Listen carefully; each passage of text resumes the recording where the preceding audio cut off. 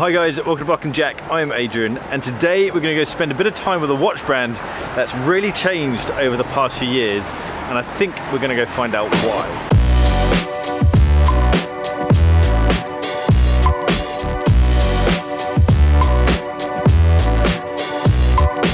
Now I feel like I have a connection with Mont Blanc because they've been part of my journey through watches. They were certainly on my radar in the early days of me exploring watches. Ultimately I didn't buy a Mont Blanc, felt like their watches were a bit too try-hard. They're a bit too flashy and a bit too far on the dressy fashion side of watch design. Now recently, within the past few years, Mont Blanc adverts have been grabbing my attention. They have this air of tall watch about them.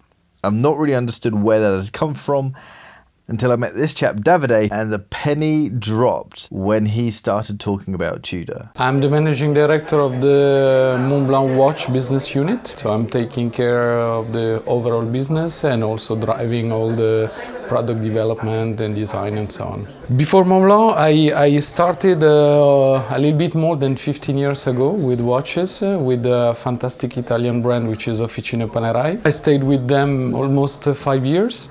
Then I moved to Tudor, Rolex Group, and I was the person behind all the relaunch of Tudor and behind all the design from the Heritage Crown in 2010 to recently. And then I moved to Mont Blanc, where I took the challenge to ignite watchmaking passion and sensuality into Mont Blanc, and this mainly leveraging this fantastic asset that we have, which is Minerva. It is quite apparent the difference between Mont Blanc now and Mont Blanc that was 3, 4, 5 years ago, and that kind of ties in with the time frame of you starting. What's your vision for Mont Blanc watches? We are really reshaping all the product collection, and we started basically with the new lines 2 years ago with the new timewalker, this year with 1858 and the new Star Legacy, and we will present something new in a few weeks in SCHH, and we will have redone, I would say, 85% of our product offer, really leveraging our Minerva legacy and our Minerva heritage, really taking very strong inspiration from specific watches from our collection. Before we start looking at these watches, I'd love to understand what the relationship is between so you're the managing director of the watch side of Mont Blanc. Yeah, correct. What is the relationship between the watch side and the pen side? Because obviously the pen nearly has 100 years heritage on the watch part. So is there a very conscious way of kind of unifying the branding, or what is the relationship? No, the maison overall is Mont Blanc. The maison has 3 key business which are writing instruments. That is the founding one, watches and leather, and is a very special take on the key categories, because we are treating each one of them as if we were specialists in that particular category. So for pens we have a manufacturer in Hamburg, and we have a long history and knowledge that is really based there. For watches we have 2 manufacturers in Switzerland and a full team of people under my responsibility that are working there, with a lot of knowledge that really comes from the region and from our history of Minerva, which allow us to propose and develop and design watches with the same attention to details, with the same care to quality, with the same history and heritage as any other specialized watch brand. And the leather business is in Italy, in Florence, again where the knowledge about the work of leather is done. And by the way, we do most of our leather straps for our watches in Florence, leveraging the knowledge that we have for handmade Italian finishing of leather. So let's have a look at what we've got on the table here. So we've been talking a lot about Minerva. Yes. So we've got some beautiful old pieces here, which look as if they're brand new. Yes, most of the watches that we have in the museum have never been touched and have been preserved in pristine condition. So they are all new old stock. In such good condition that sometimes when I bring them around the world, people think that some of them are new watches. And this watch, for example, 46 mil is 46 is in pristine condition and is such clean and such a vintage clean look that most of the people that look at it, they think that is one of our watches of the new collection. I was just about to say the size, the finishing is absolutely spot on. You could take this out of the box; it looks absolutely amazing. But it is so interesting how this styling is very today. It's very much the trend of what watch brands are doing today. And I absolutely love your 1858 range.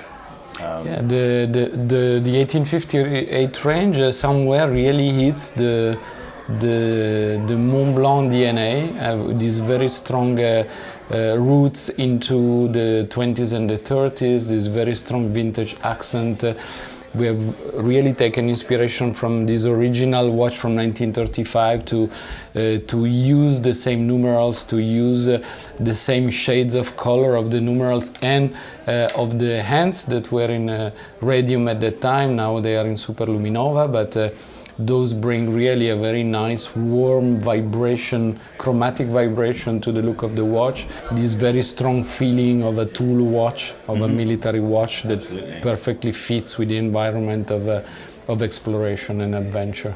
And yeah, I completely agree. This screams, put me on and explore the world. And this is a bronze case? Yeah, absolutely. The new Geosphere. So it's a world timer with a unique movement and unique display. So you have two time zone, very simple to read, local time and home time at 9, and then you have two discs that turn, representing the northern and the southern hemisphere. And then we have been using a very unique alloy of bronze enriched with aluminium, which is called cupro aluminium, which gets a very nice, regular, homogeneous patina. We have took reference from the Seventh Summit, which is one of the most difficult hiking challenge in the world. It means hiking the 7 highest mountain in 5 different continents, and there are 7 small red dots on the 2 maps that indicate those peaks, yes. And you have the names of those mountains engraved on the back of the case. So a very nice story in the story that you can share with your buddies and your other collectors. We have the bronze model is a limited edition of 1858 pieces, but we have also a steel model. It is the one that I wear every day. Yes. We've been working a lot on the straps, so I'm just actually testing a band strap in suede alligator chocolate that is getting a very nice patina. And then what about this piece here? So this is our chronograph monopusher with Minerva monopusher movement inside. 40 millimeter. The movement is completely handmade and finished. Even the air spring, we do it in-house. Wow. It's a single watchmaker that does the whole watch from the beginning to the end. The movement is completely hand decorated with an incredible level of finishing.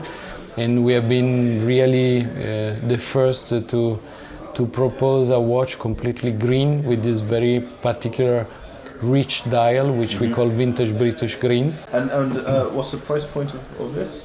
28,500 euros. Limited edition of 100 pieces, all numbered.